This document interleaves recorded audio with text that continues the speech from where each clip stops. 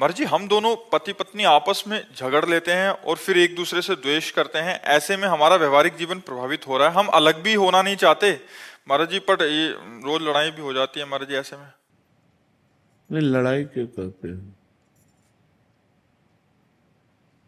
अनुकूलता और प्रतिकूलता, ये दो ही संसारिकता हैं।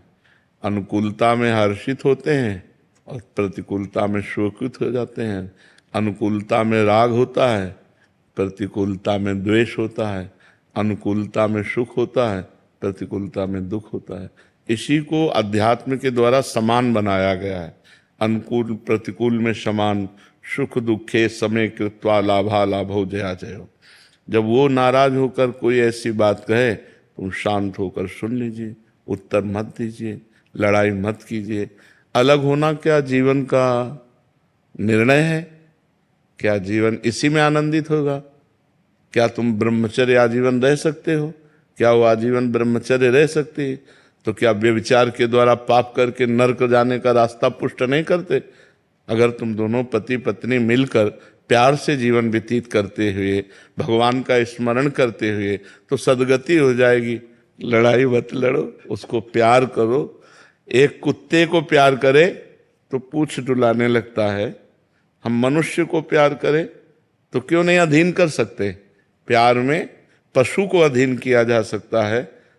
तो हमें लगता है कि हम अपनी पत्नी को प्यार करें, पत्नी को चाहे अपने पति से प्यार करे। ये इधर उधर जो गंदी बातें हैं ये सब छोड़ दे। दंड भोगना जब पड़ता है तब फिर होश उड़ जाते हैं। अभी तो यहाँ कहीं कहाँ नरक है, कहाँ स्वर्ग है, ऐसे बोलते हैं, कहाँ नरक स्वर्ग है। हैं, देख लो नरक स्वर्ग है। देखो, सारा खेल कर्मों का है। तो हम लोग बहुत होश में चलें। ये लड़ाई झगड़ा पति पत्नी में जैसे लड़ाई झगड़ा होता है, एक को गंभीर हो जाना चाहिए। जैसे आप सत्संग में आए हो, भाग्यशाली हो, अब आपको गंभीर हो जाना चाहिए। वो नाराज हो, तुम चुप हो जाओ। ज्यादा नाराजगी की बात कह रही, घर से बाहर निकल जाओ, आधा घंटा बाहर बैठो चुपचाप, फिर चले आओ। लड़ाई झगड़ा करना उत्तम बात नहीं। नहीं, यही देखो अभी बात आई संबंध विच्छेद की, और यही बात हिंसा में आ जाती है। जब ज्यादा उतर जाती है तो फिर हिंसा में आ जाती है। तो थोड़ा खाओ पियो, दंड बैठक मारो, थोड़ा नियम से है।